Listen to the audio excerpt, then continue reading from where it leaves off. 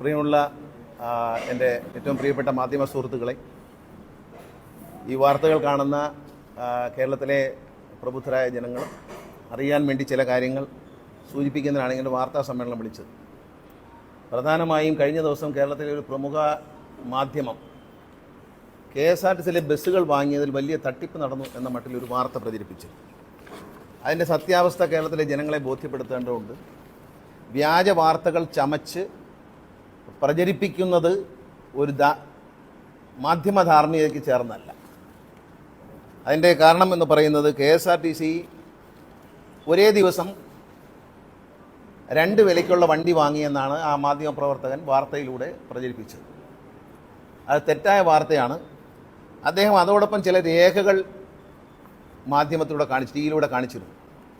അത് തെറ്റായ രേഖകളാണ്. അത്തരത്തിലൊരു രേഖ KSRTCയിലില്ല. അദ്ദേഹം പറഞ്ഞ വിലയ്ക്ക് KSRTC ഇടതുപക്ഷ ജനാധിപത്യ മുന്നണിയുടെ കാലത്ത് വണ്ടി വാങ്ങിയിട്ടില്ല. അദ്ദേഹം ഒരു വാർത്തയിൽ പറയുന്നത് ഇത്തരത്തിലൊരു വാർത്താ സമ്മേളനം വിളിക്കേണ്ട കാര്യമാണ്. ഞാൻ എൻ്റെ ജീവിതത്തിൽ രാഷ്ട്രീയത്തിൽ അസത്യം ചെയ്യുന്ന ആളല്ല. അഴിമതി കിടക്കുന്നതിനെതിരെ പ്രവർത്തിക്കുന്ന ഒരു പൊതുപ്രവർത്തകനാണ്. എൻ്റെ രാഷ്ട്രീയ തുടക്കം മുതൽ കഴിഞ്ഞ 25 വർഷക്കാലം ഞാൻ എന്നും അഴിമതിക്കെതിരെ പോരാടിയിട്ടുണ്ട്. എൻ്റെ പോരാട്ടങ്ങൾ ശരിയാണ് എന്ന് കാലം തെളിയിച്ചിട്ടുമുണ്ട്. അപ്പം ഞാനൊരു മന്ത്രിയായിരിക്കുന്ന സമയത്ത് ഇടതുപക്ഷ ജനാധിപത്യങ്ങളുടെ ഭരണകാലത്ത് തെറ്റായ ഒരു നടപടി ഉണ്ടായി എന്ന് പറയുന്നത് എനിക്കും പ്രത്യേകിച്ച് ഇടതുപക്ഷ ജനാധിപത്യ മുന്നണിക്കും അതിൽപ്പെട്ട ഘടകകക്ഷികൾക്കും ലജ്ജാകരമായ കാര്യമാണ്. ഈ വാർത്ത അസത്യമാണ് എന്ന് തെളിയിക്കുന്നതിന് വേണ്ടിയിട്ടാണ് ഈ പത്രസമ്മേളനം. അതിൻ്റെ എല്ലാ രേഖകളും നിങ്ങളെ ഞാൻ കാണിക്കാം. KSRTC ഒരിക്കൽ പോലും ഈ പറയുന്ന 29 ലക്ഷം 2 തരം വണ്ടികളാണ് KSRTC പറ്റി പറയുന്നത്.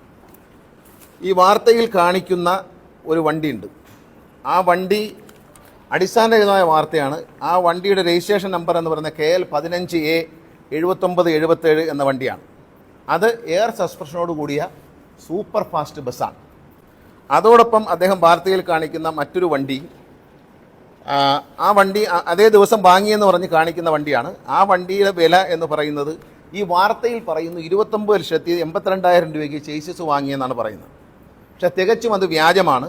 ആ വണ്ടിയുടെ KSRTC കൊടുത്തിരിക്കുന്ന വില 21,64,000 രൂപയാണ്. അതായത് 6-7 ലക്ഷം രൂപയോളം 8 ലക്ഷം രൂപയോളം ഈ ഒരൊറ്റ വണ്ടിയിൽ ഈ വാർത്ത ചെയ്ത ലേഖകൻ കൂട്ടിക്കാണിച്ചിരിക്കുകയാണ്. അതുമായി ബന്ധപ്പെട്ട് പ്രസിദ്ധീകരിച്ചിരിക്കുന്ന ഒരു രേഖയുണ്ട് TV-യിൽ കാണിക്കുന്നത്. അത് KSRTCയുടെ ഔദ്യോഗിക രേഖയല്ല. ഈ രേഖയാണ് അദ്ദേഹം അതിൽ കാണിക്കുന്നത്. ഇത് ഔദ്യോഗിക രേഖയല്ല. ഈ രേഖയിൽ പറയുന്നത് തെറ്റാണ്. യഥാർത്ഥ കണക്കനുസരിച്ച് ഈ വണ്ടി വാങ്ങിയിരിക്കുന്നത് 21 രൂപയ്ക്കാണ്. ഈ എയർ സസ്പെൻഷനുള്ള വണ്ടി വാങ്ങിച്ചിരിക്കുന്നത്. അടുത്തത് KL 15A 2915 എന്നൊരു ബസ്സാണ് കാണിക്കുന്നത്. ആ ബസ് സ്പ്രിംഗ് സസ്പെൻഷനുള്ള ഫാസ്റ്റ് പാസഞ്ചർ ബസ്സാണ്. അപ്പോൾ 2 തരം വണ്ടികളാണ്. സൂപ്പർ ഫാസ്റ്റിന് വേണ്ടി വാങ്ങിയത് എയർ ബസ്സും ഫാസ്റ്റ് പാസഞ്ചറിന് വേണ്ട സ്പ്രിംഗ് സസ്പെൻഷനാണ് വാങ്ങിയത്. അതിൻ്റെ വിലയായി ഇദ്ദേഹം കാണിച്ചിരിക്കുന്നത് 27,75,000 രൂപയാണ് കാണിച്ചിരിക്കുന്നത്. പക്ഷേ അതിൻ്റെ യഥാർത്ഥ വില, അതിനുവേണ്ടി KSRTC പേ ചെയ്ത പണം വെറും 20,62,000 രൂപയാണ്. അപ്പം അതിൽ തന്നെ അദ്ദേഹം ഏതാണ്ട് 7 ലക്ഷം രൂപയോളം കൂട്ടിക്കാണിക്കുകയും അതിലൂടെ KSRTCക്ക് 4 കോടി രൂപയുടെ നഷ്ടമുണ്ടായി എന്നാണ് ഈ വാർത്തയിൽ ഈ ലേഖകൻ പ്രചരിപ്പിക്കുന്നത്. ഇത് മാത്രമല്ല, ഇത് ചില സോഷ്യൽ മീഡിയകൾ ഏറ്റെടുത്തുകൊണ്ട് എന്നെ വ്യക്തിപരമായി കരിവാരി തേക്കാനും ഇടതുപക്ഷ ജനാധിപത്യ മുന്നണിയെ കരിവാരി തേക്കാനും അഴിമതി നടത്തിയെന്ന് വരുത്തി തീർക്കാനും ഒരു ശ്രമം വൻതോതിൽ നടത്തുകയും അതിൻ്റെ പേരിൽ എനിക്കെന്തോ കാറ് കിട്ടിയെന്നൊക്കെ പറഞ്ഞു. അതിനെക്കുറിച്ച് ഞാൻ വിശദമായിട്ട് പറയാം. അപ്പോൾ അത്തരത്തിലൊരു വ്യാജ പ്രചരണം ഒരു അറിയപ്പെടുന്ന ഒരു ഉത്തരവാദിത്തപ്പെട്ട ഒരു മാധ്യമത്തിലൂടെ ഒരു ലേഖനം ചെയ്യുമ്പോൾ അതിൻ്റെ സത്യാവസ്ഥ നിങ്ങളെ ബോധ്യപ്പെടുത്തേണ്ടതുണ്ട്. ഇത് അദ്ദേഹം TV-യിൽ കാണിച്ച സ്ക്രീൻഷോട്ടിൻ്റെ ഇതാണ്. ഇതിൽ ഇദ്ദേഹം പറയുന്നുണ്ട് 27 ലക്ഷം രൂപയ്ക്ക്. ഇതെല്ലാം വ്യാജമാണ്. ഈ എഴുതി കാണിച്ചിരിക്കുന്ന ഈ കണക്കുകളെല്ലാം 27 ലക്ഷം രൂപ, 20,74,000 രൂപ, 593 രൂപ 14 എണ്ണം ബസ്സുകളുടെ എണ്ണം. അതുപോലെ 27,98,000 രൂപയ്ക്ക് 30 ബസ്, 29 ലക്ഷം രൂപ, 30 ലക്ഷം രൂപയ്ക്കൊന്നും KSRTC വണ്ടി വാങ്ങിച്ചിട്ടേ ഇല്ല. അങ്ങനെ ഫിഗറില്ല. KSRTCയിൽ അങ്ങനെ ഫിഗറില്ല, അങ്ങനെ കൊടുത്തിട്ടുമില്ല. അത് എല്ലാവരും അത് വ്യക്തമായി മനസ്സിലാക്കണം. ശരിക്കും പറഞ്ഞാൽ അത് കൃത്യമായി വാങ്ങിയിരിക്കുന്ന വില എന്ന് പറയുന്നത് KSRTC അതിനുശേഷം വാങ്ങിയ വണ്ടി 60 വണ്ടികൾ ആദ്യം വാങ്ങി. അപ്പോൾ GST 28%. അപ്പോൾ നമ്മൾ സ്വകാര്യ വ്യക്തികളും കാറ് വാങ്ങിക്കുമ്പോൾ അറിയാം 28% കേന്ദ്ര GST. ആ GSTയിൽ പെട്ടെന്ന് കേന്ദ്ര ഗവൺമെൻറ് അടുത്ത മാസങ്ങൾ കഴിഞ്ഞ് ഒരു കുറവ് വരുത്തി. അത് 28% എന്നുള്ളത് 18% കുറവ്. അതിൻ്റെതായ ലാഭമുണ്ട്. അപ്പോൾ ആ GST ഇനത്തിൽ 28% GST ഉയർന്ന സമയത്ത് 23,47,000 രൂപയ്ക്കാണ് വണ്ടി വാങ്ങിയത്, ഈ സൂപ്പർ ഫാസ്റ്റ് ബസ് വാങ്ങിയത്. 18% GST കുറഞ്ഞപ്പോൾ അതേ വണ്ടിക്ക് 21,64,000 രൂപയ്ക്ക് നമുക്ക് കിട്ടാൻ തുടങ്ങി. ഒരേ വണ്ടിയാണ്.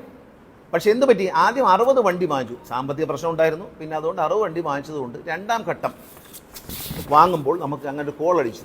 അതിലൂടെ മാത്രം KSRTCക്ക് ഇദ്ദേഹം 4 കോടി നഷ്ടമെന്ന് പറയുന്നിടത്ത് 3,20,00,000 രൂപ ലാഭം ഉണ്ടായിരുന്നു. ഈ 2 ഘട്ടമായി വാങ്ങിച്ചപ്പോൾ 28% നിന്നും 18% വാങ്ങുമ്പോൾ ആ വ്യത്യാസത്തിൽ തന്നെ KSRTC 3 കോടി രൂപ ലാഭമാണ് ഉണ്ടായിട്ടുള്ളത്, നഷ്ടമല്ല, ലാഭമാണ് ഉണ്ടായിട്ടുള്ളത്. ഇത് വളരെ വ്യാജ വാർത്ത ചമയ്ക്കുകയും ഒരു വ്യക്തിയെ തേജോവധം ചെയ്യുന്നതിന് വേണ്ടി എടുക്കുകയും ചെയ്തു. ഞാൻ അതിൻ്റെ ഒരു ഉദാഹരണം പറയാം. ഇതിനകത്ത് 3,07,967 രൂപ 80 പൈസ KSRTCക്ക് ഈ 2 പർച്ചേസിനിടയിൽ ലാഭമുണ്ട്. ഇദ്ദേഹം ഈ പറയുന്ന വിലയ്ക്ക് KSRTC വണ്ടി വാങ്ങിയിട്ടില്ല, 29 ലക്ഷത്തേക്കും വണ്ടി വാങ്ങിച്ചിട്ടില്ല. അത് തെറ്റാണ്. KSRTC 28% ഉള്ള സമയത്തും KSRTC വണ്ടി വാങ്ങിച്ചിരിക്കുന്നത് 23,47,458 രൂപയ്ക്കാണ്. അത് സൂപ്പർ ഫാസ്റ്റ് ബസ്, എയർ സസ്പെൻഷനുള്ള വണ്ടി. മറ്റേ വണ്ടി സ്പ്രിംഗ് ലൈറ്റ് ഉള്ള വണ്ടി വാങ്ങിച്ചിരിക്കുന്നത് ഇദ്ദേഹം പറയുന്നു 27,74,593 രൂപയ്ക്ക് വാങ്ങിയെന്നാണ്. തെറ്റായ വാർത്തയാണ്. അന്ന് 22,37,000 രൂപയ്ക്കാണ് വണ്ടി വാങ്ങിയത്. ഈ വണ്ടി 18% GST ആയി കുറഞ്ഞപ്പോൾ ആദ്യത്തെ വണ്ടിക്ക് 21,64,063 രൂപ 36 പൈസയാണ് ബില്ല് എമൗണ്ട് കൊടുത്തിരിക്കുന്നത്. പിന്നെ അടുത്തത് ഓർഡിനറി ബസ്സിന് ഈ 18% കുറഞ്ഞപ്പോൾ 20,62,659 രൂപ 56 രൂപ 52 പൈസയാണ് വന്നിരിക്കുന്നത്. ഈ രണ്ടിലും വ്യത്യാസം എന്ന് പറയുന്നത് സൂപ്പർ ഫാസ്റ്റിൻ്റെ പുറത്ത് ഈ GST വ്യത്യാസത്തിൽ 1,83,395 രൂപ 70 പൈസയും, ഓർഡിനറി സ്പ്രിംഗ് പ്ലേറ്റ് ഉള്ള ബസ്സിൽ ഫാസ്റ്റ് പാസഞ്ചറിൽ 1,74,801,40 ഇതാണ് വ്യത്യാസം. ആ വ്യത്യാസത്തോടുകൂടി മാത്രം KSRTCക്ക് ആ പർച്ചേസിൽ 3,06,07,067 രൂപ 38 പൈസ 80 പൈസ ലാഭമുണ്ടായിരുന്നു. ഇത് തെറ്റായ വാർത്തയാണ്. ഇത്തരം വാർത്തകൾ പ്രചരിപ്പിക്കുമ്പോൾ എന്താണ് എടുത്ത് കാണിക്കുന്നത്? അദ്ദേഹം കാണിക്കുന്നുണ്ട് എന്താ, 2 പേന, ഒന്ന് റിനോൾഡിൻ്റെ പേനയും ഒന്ന് പാർക്കറിൻ്റെ പേനയും. റിനോൾഡിൻ്റെ പേനയും പാർക്കറിൻ്റെ പേനയും വെച്ചാണ് ഉദാഹരണം. ഈ മാധ്യമപ്രവർത്തകരുടെ കയ്യിൽ പേന കൊടുക്കുന്നതേ അസത്യത്തിനെതിരെയും അഴിമതിക്കെതിരെയും പോരാടാനുള്ള ആയുധമായിട്ടാണ്, അല്ലാതെ ആളെ കളിപ്പിക്കാനുള്ള ആയുധമായിട്ടല്ല. എൻ്റെ പോക്കറ്റിൽ 2 പേനയുണ്ട്, 2 പേനയും മഞ്ഞ കളറാണ്. ഇത് ഡോട്ട് പെന്നാണ്, ഇതിന് വില കുറവാണ്. ഇത് ഫൗണ്ടൻ പെന്നാണ്, ഇതിന് വില കൂടുതലാണ്. ഈ പേനകൾ തമ്മിൽ 10,000-3,000 രൂപയുടെ വ്യത്യാസമുണ്ട്. ഈ മഷി ഒഴിക്കുന്ന പേനയ്ക്ക് വില കൂടുതലാണ്. അന്ന് ആ ലേഖകൻ മനസ്സിലാക്കേണ്ടത് ഈ എയർ ബസ് പിന്നെ എയർ സബ്സ്റ്റിറ്റ്യൂഷനുള്ള ബസ്സും ഓർഡിനറി ബസ്സും തമ്മിലുള്ള വ്യത്യാസമുണ്ട്. പേന കാണിച്ചതുകൊണ്ട് ഞാൻ പേന കാണിക്കാം. 2 മഞ്ഞ പേനയാണ്, 2നും വില വ്യത്യാസമുണ്ട്. ഇതുമായിട്ട് 10,000 രൂപയുടെ വ്യത്യാസമുണ്ട്. മഷി ഒഴിക്കുന്ന പേനയ്ക്ക് വില കൂടുതലും ഡോട്ട് പെന്നിനും വില കുറവുമാണ്. അപ്പോൾ റിനോൾഡിൻ്റെ പേനയും പാർക്കറുടെ പേനയും കൂടെ കാണിച്ച് വെച്ച് നാട്ടുകാരെ പറ്റിക്കുന്ന പരിപാടി അത് നല്ലതല്ല എന്ന് ബോധ്യപ്പെടുന്നതിന് വേണ്ടി വളരെ വ്യക്തമായ തെളിവാണ് ഇതിനകത്ത് കാണിക്കുന്നുണ്ട്. പേന എടുത്ത് കാണിച്ചാണ് ഉദാഹരണം, പാവങ്ങളെ പറ്റിക്കാൻ വേണ്ടി, സാധാരണക്കാരായ പ്രേക്ഷകരെ കബളിപ്പിക്കാൻ വേണ്ടി ഒരു പേന എടുത്ത് ഉദാഹരണം, പേന എടുത്ത് തന്നെ ഞാനും ഉദാഹരണം പറഞ്ഞു. പേന 2 പേനയും തമ്മിലുള്ള വില വ്യത്യാസമാണ്. മഷി ഒഴിക്കുന്ന പേനയ്ക്ക് വില കൂടുതലാണ്. അപ്പോൾ അതുകൊണ്ട് ഇത്തരം തെറ്റായ പ്രചരണങ്ങൾ നടത്തുന്നവരെ തിരിച്ചറിയാൻ നമുക്ക് കഴിയണം. വ്യാജ വാർത്തകൾ കൊടുക്കുക. ഈ രേഖ ഇത് സർക്കാർ ചെയ്യേണ്ടതെന്ന് വെച്ചാൽ സർക്കാർ ഇക്കാര്യത്തിൽ ഒരു അന്വേഷണം വയ്ക്കണം. വിജിലൻസോ CBI ആര് വേണോ അന്വേഷിക്കണം. കാരണം ഈ വ്യാജരേഖ ചമച്ചത്, ഈ ലേഖകൻ ചമച്ച ഈ വ്യാജരേഖ ഇത് എവിടെ നിന്ന് കിട്ടിയെന്ന് നമുക്കറിയണം. ഇത് KSRTCയുടെ പേപ്പറല്ല, KSRTCയുടെ കണക്കല്ല. ഇത് ചമച്ചു കൊടുത്ത ഉദ്യോഗസ്ഥനാര് എന്നെങ്കിലും ഈ ലേഖകൻ പുറത്ത് വെളിപ്പെടുത്തണം. കാരണം തന്നെ പറ്റിച്ചത് ആരാണെന്ന സത്യസന്ധത പ്രകടിപ്പിക്കാനുള്ള ഒരു ധാർമ്മിക മൂല്യം ഈ ലേഖകൻ കാണിക്കണം. അല്ലെങ്കിൽ ആ ഒരു ധാർമ്മികതയല്ല. കാരണം അദ്ദേഹത്തെ കബളിച്ചാണെങ്കിൽ അദ്ദേഹം അത് പറയണം, എന്നെ ഇന്ന ആൾ കബളിപ്പിച്ചതാണ്, ഇന്ന രീതിയിൽ രേഖ ഇന്നയാൾ തന്നു എന്ന് അറിയിക്കണം. മാത്രമല്ല ഗവൺമെൻറ് ഇക്കാര്യത്തിൽ ഒരു അന്വേഷണം വയ്ക്കുന്നതിൽ ഞങ്ങൾക്ക് വളരെ സന്തോഷമേ ഉള്ളൂ. CBI വരുന്ന അന്വേഷിക്കുന്നതിലും എനിക്ക് സന്തോഷമേ ഉള്ളൂ. പിന്നെ ഞാൻ ആരുടെയും നിന്നും കൈക്കൂലി വാങ്ങിച്ചിരിക്കുന്നതല്ല, എൻ്റെ ഗതികേട് എനിക്കില്ല. ഞാൻ സിനിമയിൽ അഭിനയിച്ച് ജീവിച്ചവനാണ്, എൻ്റെ വീട്ടിൽ ഇച്ചിരി സാമ്പത്തികം ഉള്ളവനാണ്, എനിക്ക് ജീവിക്കാനുണ്ട്. കുറേ സോഷ്യൽ മീഡിയക്കാരെ ഇറക്കാൻ ഇത് പറഞ്ഞ് അവരെ ഇളക്കി വിട്ട് മറ്റു മാധ്യമങ്ങളൊന്നും ഏറ്റെടുക്കുന്നില്ല. അവരെ ഇളക്കി വിട്ടിട്ട് അവരെന്ത് അനാവശ്യവും പറയാം. സോഷ്യൽ മീഡിയയിൽ അനാവശ്യം പറഞ്ഞവർക്കെതിരെ നിയമ നടപടി സ്വീകരിക്കാൻ ബഹുമാനപ്പെട്ട മുഖ്യമന്ത്രിയെയും ആഭ്യന്തരമന്ത്രിയെയും തന്നെ സമീപിക്കും. ഇതിലൊരു അന്വേഷണം വേണം. ഈ ലേഖകന് ഇതെവിടെ നിന്ന് കിട്ടി? വാങ്ങാത്ത വില, KSRTC ഒരിക്കലും വാങ്ങാത്ത വില, ഒരിക്കലും കൊടുക്കാത്ത വില, ആ വിലയ്ക്ക് ഒരു കള്ളക്കണക്ക് എവിടെ നിന്ന് കിട്ടിയെന്ന് ആ ലേഖകൻ ജനങ്ങളോട് പറയണം, അന്വേഷണ ഉദ്യോഗസ്ഥന്മാരോട് പറയണം. ഇതിലൊരു അന്വേഷണം ആവശ്യപ്പെടുന്നതിന് വേണ്ടിയാണ് ഞാൻ ഈ പത്രസമ്മേളനം വിളിച്ചത്. എന്നെ സംബന്ധിച്ച് എന്നെക്കുറിച്ച് പറയുന്ന വ്യക്തിപരമായി പറയുന്ന കാര്യങ്ങൾക്കൊന്നും മറുപടി പറയുന്ന ആളല്ല ഞാൻ. പക്ഷേ ഇത് ഇടതുപക്ഷ ജനാധിപത്യ മുന്നണി 10 വർഷം കേരളം ഭരിച്ച ഇടതുപക്ഷ ജനാധിപത്യ മുന്നണിക്ക് കളങ്കം ചാർത്തുന്ന ഒരു കാര്യമായതുകൊണ്ടും രാഷ്ട്രീയപരമായി ഇത് കാണുന്നതുകൊണ്ടാണ് ഞങ്ങൾ ഇത് ഒരു അന്വേഷണം വേണം എന്നാവശ്യപ്പെടുന്നത്. ഇടതുപക്ഷ ജനാധിപത്യ മുന്നണിയുടെ ഭരണകാലത്ത് അഴിമതി നടന്നിട്ടില്ല എന്ന് തെളിയിക്കേണ്ട ബാധ്യത ഞങ്ങൾക്കുണ്ട്. ഇത് മാത്രമല്ല, ബസ് വാങ്ങുമ്പോൾ അത് വാങ്ങുന്നത് KSRTCയുടെ ബോർഡിൻ്റെ തീരുമാനപ്രകാരമാണ് ബസ് വാങ്ങാനുള്ള ഓർഡർ കൊടുക്കുന്നത്. അറിഞ്ഞുകൂടെങ്കിൽ പറഞ്ഞു തന്നവരോട് ചോദിക്കുക. KSRTCയുടെ ബോർഡ് യോഗത്തിൽ മന്ത്രിക്ക് ഒരു കാര്യവുമില്ല. KSRTCയുടെ CMD, finance officer, additional secretary finance, പിന്നെ ട്രാൻസ്പോർട്ട് കമ്മീഷണർ നാഗരാജു, ഇവരെല്ലാം ഉൾപ്പെടുന്നതാണ് KSRTCയുടെ ബോർഡ്. ആ ബോർഡാണ് ഇത്ര വണ്ടി വാങ്ങണം. പിന്നെ KSRTCയിൽ ടെൻഡർ വിളിക്കാതെ വണ്ടി വാങ്ങാൻ പറ്റില്ല. ആര് വിചാരിച്ചാലും വാങ്ങാൻ പറ്റില്ല. ടെൻഡർ വിളിക്കണം. ഒരു വണ്ടിയെ വാങ്ങുന്നുള്ളെങ്കിലും ടെൻഡർ വിളിക്കണം. അല്ലെങ്കിൽ കാറോ മറ്റോ ആണ്, ജീപ്പോ ആണോ വാങ്ങുന്നതെങ്കിൽ അവർക്ക് സർക്കാർ ഉത്തരവ് പറയാൻ ജമ്മിൽ കയറി വാങ്ങാം, ടാക്സ് ഇല്ലാതെ ജമ്മിൽ കയറി എല്ലാ ഡിപ്പാർട്ട്മെൻറ്റും വാങ്ങുന്ന പോലെ KSRTC വാങ്ങാം. പക്ഷേ ടെൻഡർ വിളിക്കാതെ KSRTCക്ക് വണ്ടി വാങ്ങാൻ പറ്റില്ല. അതാദ്യം മനസ്സിലാക്കണം. ടെൻഡർ വിളിച്ച് അത് ലോവസ്റ്റ് ടെൻഡറായി വന്നതിന് ശേഷം അവരൊരു നെഗോസിയേഷൻ ഉണ്ട്. ഇനി എന്ത് കുറയ്ക്കും? ആ നെഗോസിയേഷൻ കഴിഞ്ഞ് പൈസ കുറഞ്ഞതിന് ശേഷം മാത്രമേ KSRTC വണ്ടി പർച്ചേസ് ചെയ്യും. ഈ പർച്ചേസ് ചെയ്യുന്ന ഓർഡർ എന്ന് പറയുന്നത് KSRTCയുടെ CMDO ഉദ്യോഗസ്ഥരല്ല കൊടുക്കുന്നത്, KSRTCയുടെ ഡയറക്ടർ ബോർഡാണ് കൊടുക്കുന്നത്. ആ ഡയറക്ടർ ബോർഡിൽ ഇത്ര വ്യക്തികളുണ്ട്. ഇവരെ എല്ലാം കബളിപ്പിച്ചിട്ട് കൂടിയ വിലയ്ക്ക് വണ്ടി വാങ്ങാൻ പറ്റില്ല. ഇന്ത്യയിൽ മാർക്കറ്റിൽ ലഭിക്കുന്നതിനേക്കാൾ കുറഞ്ഞ വിലയ്ക്കാണ് KSRTCക്ക് ട്രാൻസ്പോർട്ട് ഡിപ്പാർട്ട്മെൻറ്റ്, തമിഴ്നാട് ട്രാൻസ്പോർട്ടിനും അങ്ങനെയാണ്, വില കുറച്ചാണ് വണ്ടി കിട്ടുന്നത്. കാരണം ഇവർ വാങ്ങുന്നത് 1-2 വണ്ടിയല്ല, 60 വണ്ടി, 200 വണ്ടി. ഇപ്പം 100 വണ്ടി, ഉദാഹരണം പറയാം, 100 വണ്ടിക്ക് ഒരു ടെൻഡർ വിളിക്കാം. 15 വണ്ടിയും കൂടി ആ വിലയ്ക്ക് വാങ്ങാം. 15%. അത് കഴിഞ്ഞാൽ പിന്നെ ടെൻഡർ വിളിച്ച് പറ്റും. അപ്പം 100 വണ്ടിക്ക് ടെൻഡർ ചെയ്താൽ വേണമെങ്കിൽ 115 വണ്ടി വാങ്ങാം. അതിൽ കൂടുതൽ വണ്ടി വാങ്ങണമെങ്കിൽ വീണ്ടും ടെൻഡർ ചെയ്യണം. ടെൻഡറിൽ ആരാണോ ലോവസ്റ്റ് വരുന്നത് അവർക്ക് മാത്രമേ ടെൻഡർ കൊടുക്കാൻ പറ്റൂ.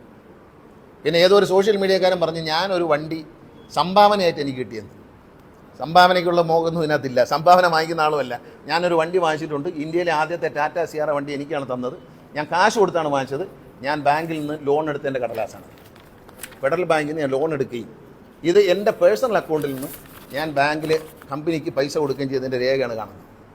ഗണേഷ് കുമാറിന് അത്രയും ഗതികേടൊന്നും വന്നില്ല. ആ ഗതികേട് വന്നിരുന്നെങ്കിൽ ഇതിനു മുമ്പ് രാഷ്ട്രീയം മതിയാക്കിയാണ്.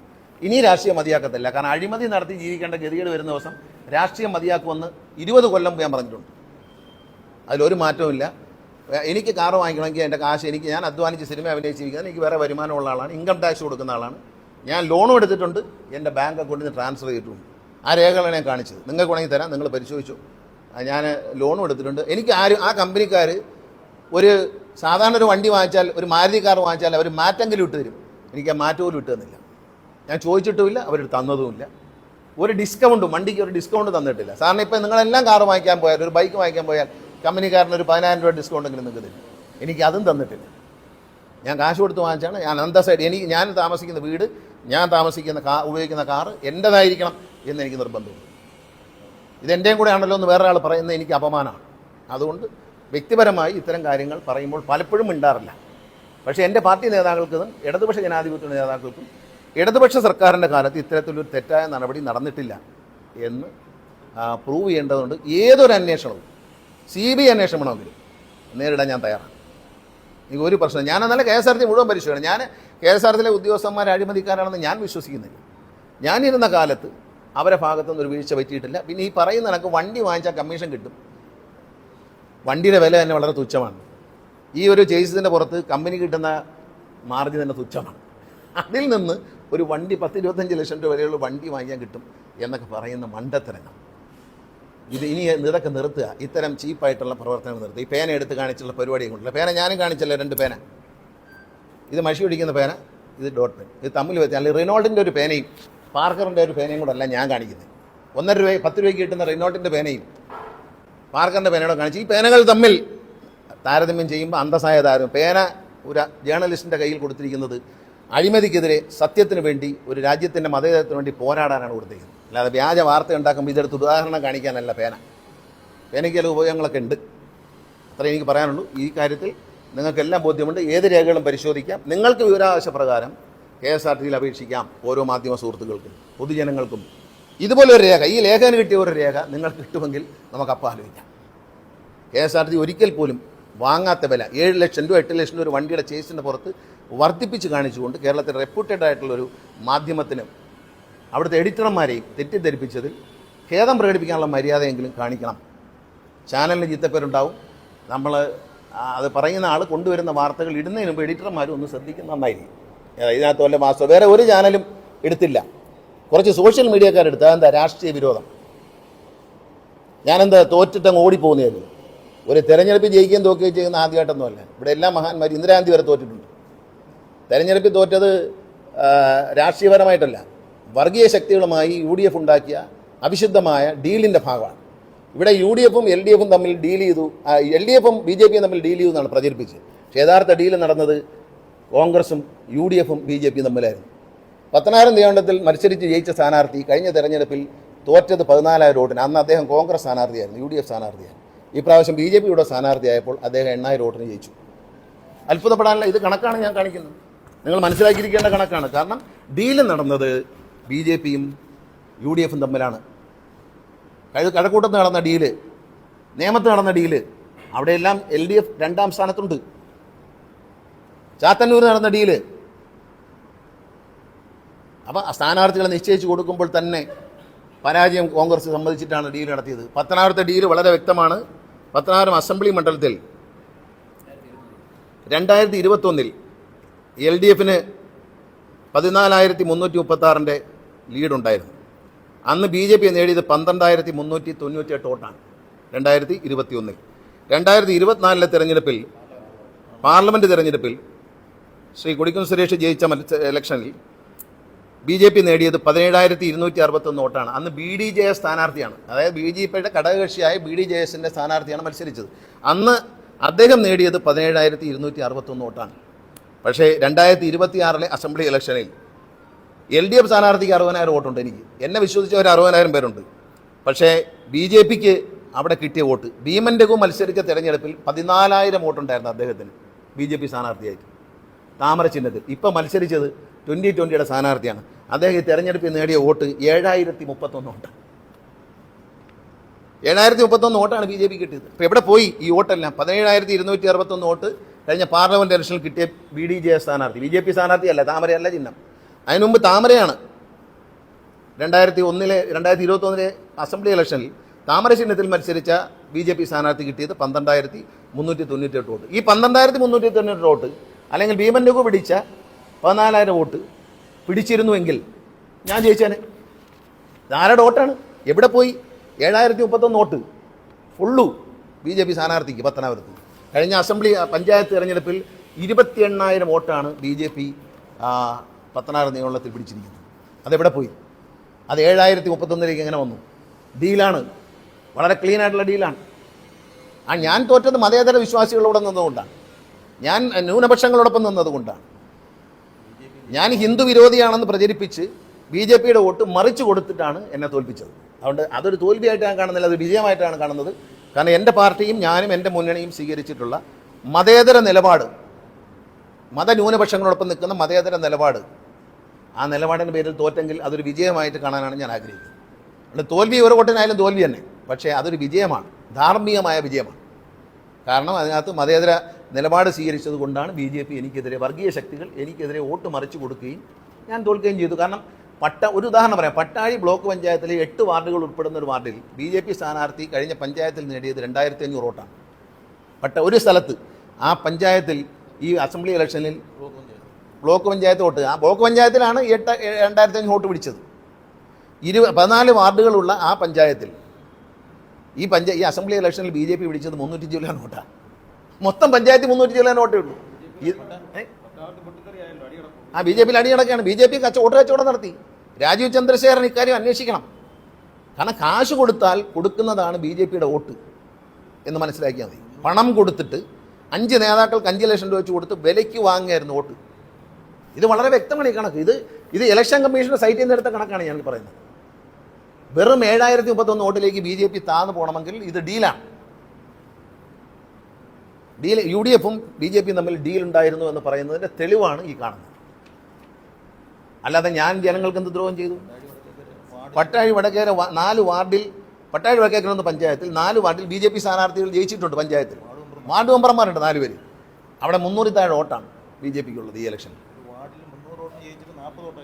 അതെ, 300 വോട്ടിന് ജയിച്ച വാർഡിൽ BJP സ്ഥാനാർത്ഥി 300 വോട്ടിന് ജയിച്ച വാർഡിൽ അതെ BJP മണ്ഡലം പ്രസിഡന്റിന്റെ ബൂത്തിൽ 21 വോട്ടേ ഉള്ളൂ. ജില്ലാ പഞ്ചായത്ത് ഡിവിഷൻ എടുക്കാം. വെട്ടിക്കവല ജില്ലാ പഞ്ചായത്ത് ഡിവിഷനിൽ കഴിഞ്ഞ ഇലക്ഷനിൽ BJP നേടിയത് 5776 വോട്ടാണ്. തലവൂർ ഡിവിഷനിൽ 6723 വോട്ടാണ്. എത്രയായി? ജില്ലാ പഞ്ചായത്തിലെ സ്ഥാനാർത്ഥിയാണ് BJPയുടെ താമര ചിഹ്നത്തിൽ മത്സരിച്ച ആൾ. 16 ഡിവിഷനിൽ 7332 vote, 19881 vote, 3 panchayat 3 ഡിവിഷനിലായിട്ട് 20,000 vote BJP പിടിച്ചെടുത്ത് BJPക്ക് 7000 വോട്ടേ ഉള്ളൂ എന്ന് പറയുമ്പം അതെങ്ങോട്ട് പോയി, ആര് വാങ്ങിച്ചു, ആർക്ക് കൊടുത്തു, ആരെ ജയിപ്പിച്ചു എന്ന് മനസ്സിലാക്കിയാണ്. അതുകൊണ്ട് തോറ്റു എന്നുള്ളത് സാങ്കേതികമായി ശരിയാണ്, പക്ഷേ ധാർമ്മികമായി തോറ്റിട്ടില്ല. കാരണം മതേതര നിലപാടെടുത്തതുകൊണ്ട് ഗണേഷ് കുമാർ ഒരു ഹിന്ദു വിരോധിയാണെന്ന് പ്രചരിപ്പിച്ച് ഗണേഷ് കുമാറിനെ എതിരെ വോട്ട് ചെയ്തതിൻ്റെ ഫലമാണ് ഇപ്പോൾ പത്തനാപുരത്ത് കോൺഗ്രസ് BJP MLA ഉള്ളത്. UDF BJP MLA ആണ്. പഴയ പറയുന്ന ഇതുണ്ടല്ലോ, മറ്റേ കോലീബി സഖ്യം എന്ന് പറയില്ലേ, ആ സഖ്യത്തിൻ്റെ MLA ആണ് ഇപ്പോൾ പത്തനാപുരത്തുള്ളത്. BJPക്ക് സന്തോഷിക്കാം, BJPക്ക് 3 MLA അല്ല 4 MLA ഉണ്ട് എന്നതിൻ്റെ തെളിവാണ് ഞാനിപ്പോൾ നിരത്തിയത്. ഇത് ഇലക്ഷൻ കമ്മീഷൻ കണക്കാണ്, പൊട്ടക്കണക്ക് ഫോട്ടോസ്റ്റാറ്റ് എടുത്ത് കൊണ്ടുവന്നതല്ല. ഇത് ഇലക്ഷൻ കമ്മീഷൻ്റെ സൈറ്റിൽ നിന്ന് എടുത്ത കണക്കാണ്. നിങ്ങൾക്കും പരിശോധിക്കാം, അതിൻ്റെ കോപ്പി വേണമെങ്കിൽ ഞാൻ തരാം, പരിശോധിച്ചു. ഇതാണ് ഈ കാര്യങ്ങളെക്കുറിച്ച് പറയാനുള്ളത്. അതുകൊണ്ട് രാഷ്ട്രീയം ഇതാണ്. ഓ ആ അതെ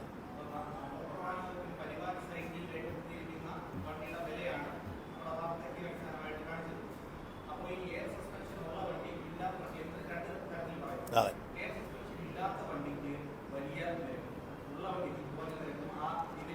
അല്ല, അത് നിങ്ങൾ എവിടെ കണ്ടെന്ന് എനിക്കറിയില്ല. അങ്ങനെ വരത്തില്ല. KSRTC എന്ത് കൊടുത്തു എന്നുള്ള ചോദ്യം മാത്രമേ ഉള്ളൂ. ഒരു കാരണത്തിന് ബില്ല് എഴുതി തരും. അവിടെ കണ്ടു ഇവിടെ കണ്ടു എന്നല്ല. നിങ്ങൾ KSRTCയുടെ കണക്കുണ്ടോ? KSRTC വിവരാവകാശ രേഖയുണ്ടോ? KSRTC ആ സ്പ്രിംഗ് പ്ലേറ്റുള്ള ബില്ല് കാണിക്കും. ബില്ല് കാണട്ടെ, ബില്ല് കാണട്ടെ.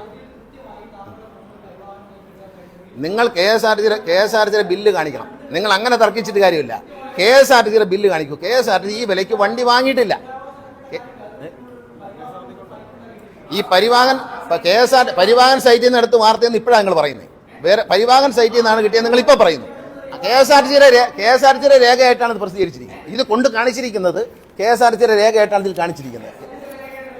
ആ പരിവാഹൻ സൈറ്റിലാണത്. ഇത് പരിവാഹൻ സൈറ്റിന്റെ പ്രിന്റ് ഔട്ടാണോ? ഇത് പരിവാഹൻ സൈറ്റിന്റെ പ്രിന്റ് ഔട്ടാണോ? ആ ആ KSRTCക്ക് ആ വിലയ്ക്ക് അല്ല, കുറഞ്ഞ വിലയ്ക്ക് കിട്ടിയെന്ന ബില്ല് കാണിക്കുമ്പോൾ നിങ്ങൾ എങ്ങനെ പറയും?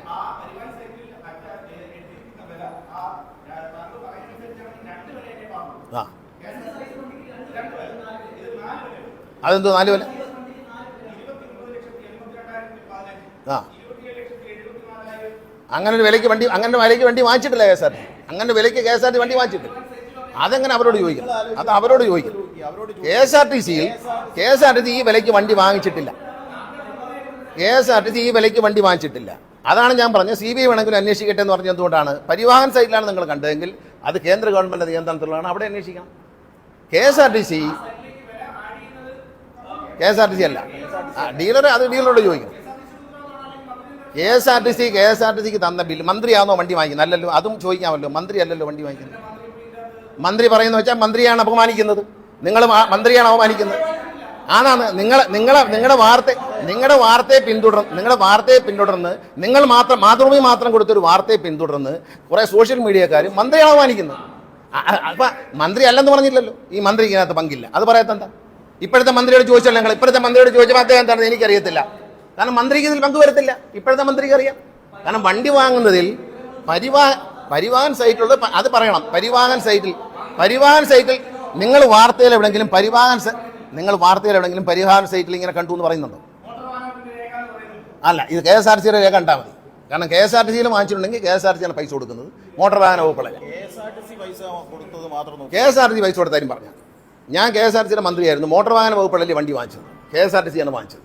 KSRTCയുടെ CMDയുടെ ഉത്തരവാദിത്തത്തിൽ KSRTCയാണ് വണ്ടി വാങ്ങിച്ചത്. അതിൽ ക്രമക്കേടുണ്ടോയെന്ന് ചോദിച്ചു.